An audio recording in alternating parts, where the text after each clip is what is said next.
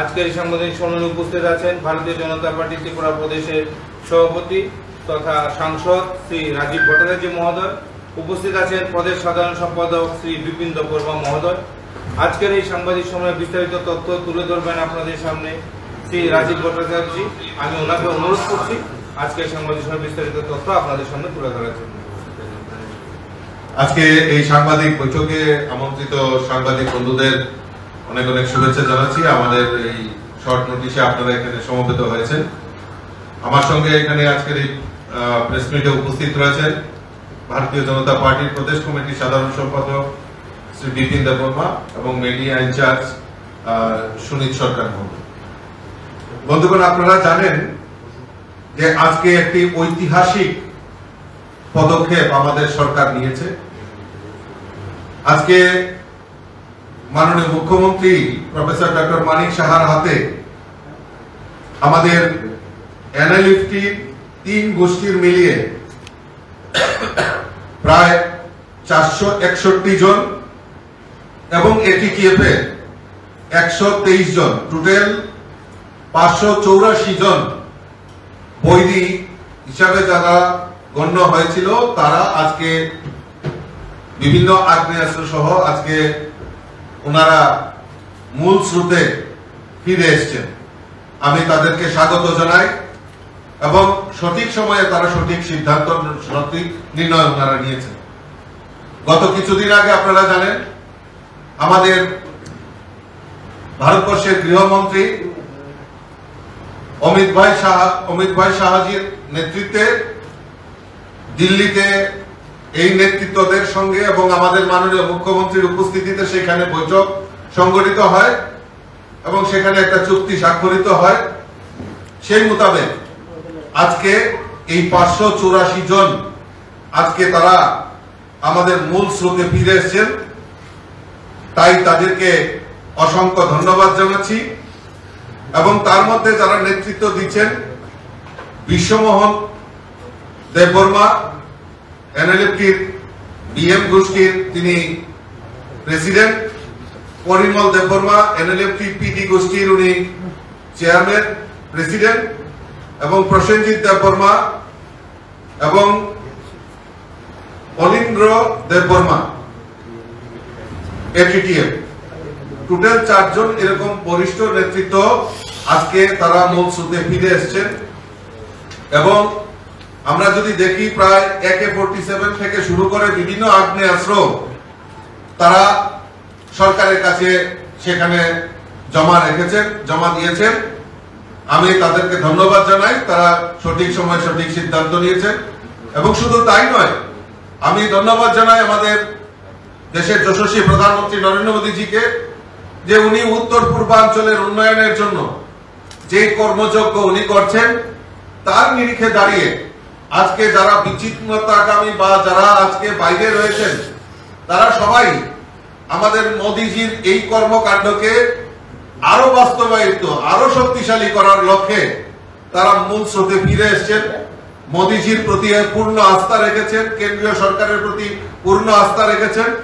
তৎসঙ্গে আমাদের এই ত্রিপুরা রাজ্যেও আমাদের ভারতীয় জনতা পার্টি এবং আমাদের মুখ্যমন্ত্রীর নেতৃত্বে যে সরকার পরিচালিত হচ্ছে সেই সরকারের যে কর্মযজ্ঞ, সেই সরকার আমাদের সরকারের যে মানুষের প্রতি বিশ্বাস এবং মানুষের জনজাতি এলাকায় ডেভেলপমেন্ট ইস্যু সেটাকে আরো ত্বরান্বিত করার লক্ষ্যে আমি মনে করি এই যে পদক্ষেপ আমাদের কাছে একটা বিশাল কর্মযজ্ঞ, যেটা আমাদের মাননীয় মুখ্যমন্ত্রী প্রায়ই বলে থাকেন যে এক ত্রিপুরা শ্রেষ্ঠ ত্রিপুরা।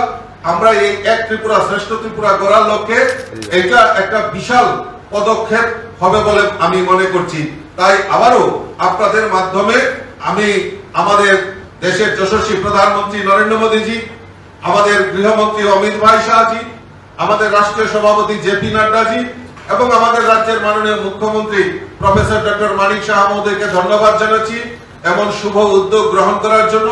এবং যারা আমাদের আজকে এই মূল স্রোতে ফিরে এসেছেন প্রত্যেককে আন্তরিকভাবে অভিনন্দন এবং শুভেচ্ছা জানাচ্ছি পার্টির তরফ থেকে। তৎসঙ্গে আপনারা দেখেছেন গতকালকে কংগ্রেস এর নেতৃত্বে একটা বিশাল দল পুলিশ হেডকোয়ার্টারের সামনে তারা ডেপুটেশনের নামে মিলিত হয়েছে এবং ডেপুটেশন দিয়েছে। বিরোধীদের বিরোধিতা করবে, এটা স্বাভাবিক, আমি সাধুবাদ জানাই। কিন্তু এজেন্ডা কি, ইস্যু কি? ইস্যু হচ্ছে এই ত্রিপুরা রাজ্যে সন্ত্রাস বাড়ছে, এই রাজ্যে আইনের শাসন নেই, এই রাজ্যে নারীরা ধর্ষিতা হচ্ছে। বিভিন্ন ইস্যুতে গতকালকে তারা ডেপুটেশন দিয়েছেন, ডিজির সঙ্গে মিলিত হয়েছে।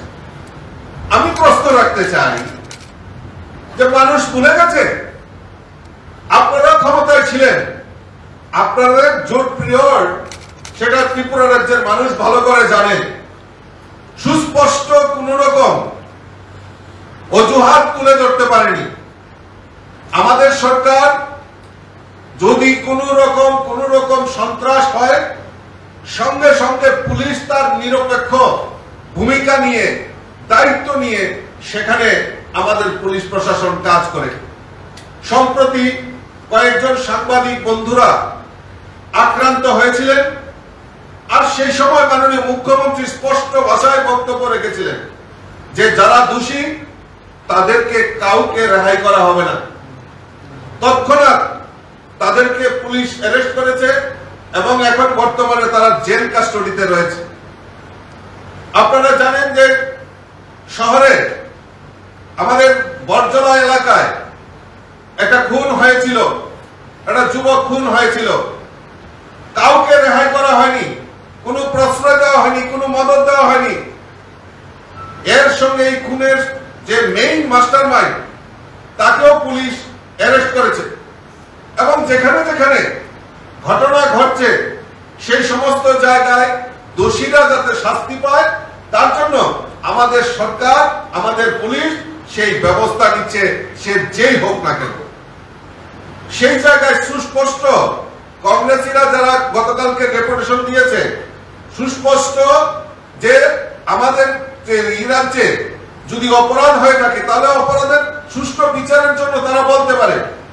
কিন্তু মানুষকে বিভ্রান্ত করে এই ত্রিপুরা রাজ্যকে মানুষের কাছে ভুল বার্তা দিয়ে শাসক দলকে অর্থাৎ বিজেপিকে হেয় প্রতিপন্ন করার যে প্রয়াস করছে তা সেটা এই ত্রিপুরা রাজ্যের মানুষ মেনে নেবে না।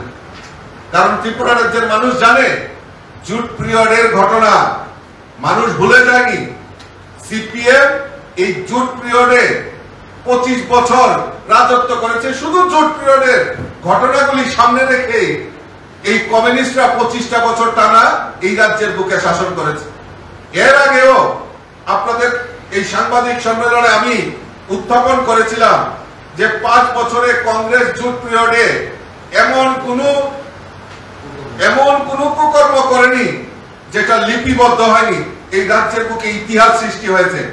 সমস্ত দিক থেকে এই কংগ্রেস জুট পিরিয়ডটা মানুষ সেই সময় বিচারের জন্য চিৎকার করেছিল, হাহাকার করেছিল, বিচার পায়নি। আর আজকে তারা বিজেপির উপর আক্রোশ করে বিজেপির উপর আঙ্গুল তুলছে। আমার কাছে বহু তথ্য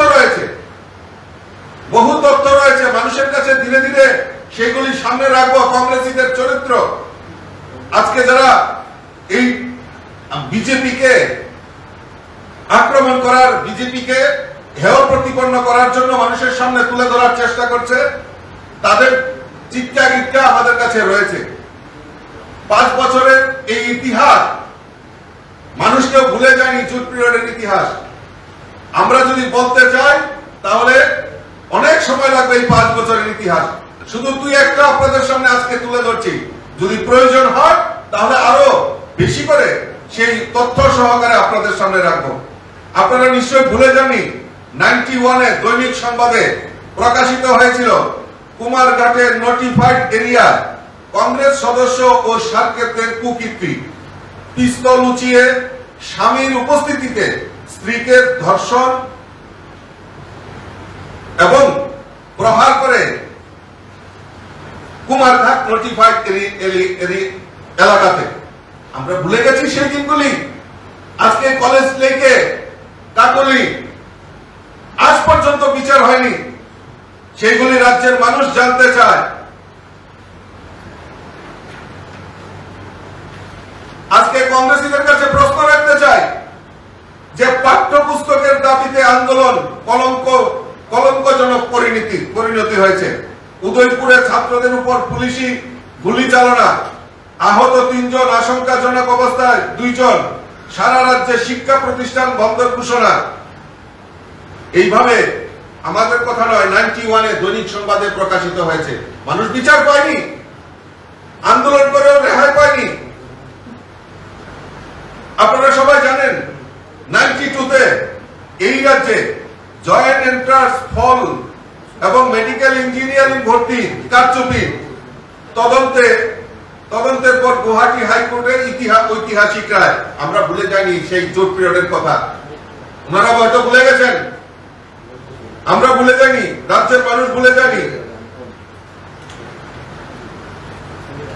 আজকে বন্যা পরিস্থিতি নিয়ে বড় বড় কথা বলছেন।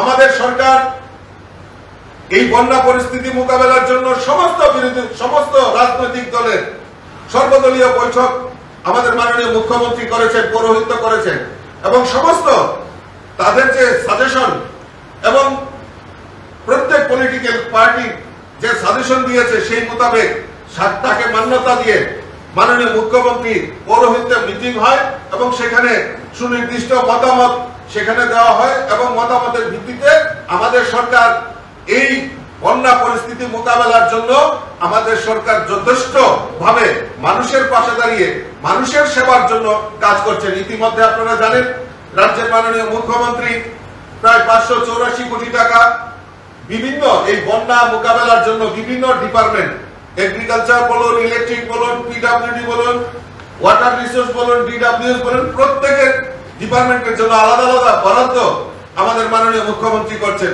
এবং বিভিন্ন জায়গায় যাতে মানুষ এই বন্যায় ক্ষতিগ্রস্ত মানুষের পাশে দাঁড়িয়ে সরকার যেভাবে সহযোগিতার হাত বাড়িয়ে দিচ্ছে সেটা অকল্পনীয়। আপ্রাণ চেষ্টা করছেন। যারা মৃত হয়েছেন তাদেরকে ইতিমধ্যে তাদের পরিবারের নিকটাত্মীয়কে 4 লক্ষ টাকা করে প্রদান করা হয়েছে। আর ঠিক 1992 সনে বন্যা নিয়ন্ত্রণের লগ্নে উত্তর জেলা লক্ষ লক্ষ টাকা জালিয়াতি, এটা আমাদের কথা নয়, সেই দৈনিক সংবাদে উল্লেখ রয়েছে। সেই নর্থে উত্তর জেলায় যে বন্যা হয়েছিল সেখানে কি ঘটনা হয়েছিল, মাটি ফেলার নামে লক্ষ লক্ষ টাকা হাতিয়ে নেওয়া সেই জোট পিরিয়ডের ঘটনা আজকে আপনাদের সামনে তুলে ধরছি। বন্ধুগণ, আমার কাছে অনেক তথ্য রয়েছে, আমি ধীরে ধীরে সেগুলি আপনাদের সামনে উপস্থাপন করব। আমরা চাই এই রাজ্যে শান্তি বিরাজ করুক। এই রাজ্যে আমরা চাই যারা যেই দোষী হোক না কেন তাদের সুষ্ঠু বিচার হোক, সেটা ভারতীয় জনতা পার্টি চায়। এবং ইতিমধ্যে আপনারা দেখেছেন মাননীয় মুখ্যমন্ত্রী এই যারা চাঁদাবাজি, জুলুমবাজি, তার সঙ্গে যারা জড়িত থাকবে সে যেই হোক না কেন তাদের সুযোগ্য শাস্তির ব্যবস্থা, তাদেরকে কেউ রেহাই করবে না রাজ্য সরকার। রাজ্যের মাননীয় মুখ্যমন্ত্রী ইতিমধ্যে উনি বিবৃতি দিয়েছেন। আমাদেরও কথা, আমাদের পার্টি থেকেও স্ট্যান্ড পয়েন্ট, সে যেই হোক না কেন তাকে রেহাই করা হবে না। চাঁদা, জুলুমবাজি, তার জন্য কাউকে রেহাই করা হবে না। কিন্তু এই কংগ্রেসের যে চরিত্র, যে তারা এই রাজ্যকে আবারও বিশৃঙ্খলা করার একটা প্রয়াস করছে, আমি আপনাদের মাধ্যমে রাজ্যের আপামর জনসাধারণের কাছে আবেদন রাখবো যে ভারতীয় জনতা পার্টি এবং আমাদের ভারতীয় জনতা পার্টির নেতৃত্বে সরকার মানুষের জন্য কাজ করা যে প্রয়াস করছেন, সমাজের প্রত্যেকটা অংশের মানুষের জন্য কাজ করছেন এবং আগামী দিন এই এক ত্রিপুরা শ্রেষ্ঠ ত্রিপুরা গড়ার লক্ষ্যে আমাদের বিকাশের জন্য যে কাজ করা, মোদিজির সংকল্পকে যে বাস্তবায়ন করা, সেই সংকল্প নিয়ে আমরা কাজ করছি। আগামী দিন ত্রিপুরা রাজ্যের মানুষকে যদি প্রয়োজন হয় আরো তথ্য দিয়ে এই কংগ্রেস এবং কমিউনিস্টের যে অপকীর্তি আমরা আপনাদের সামনে তুলে ধরব। সবাইকে নমস্কার, ধন্যবাদ।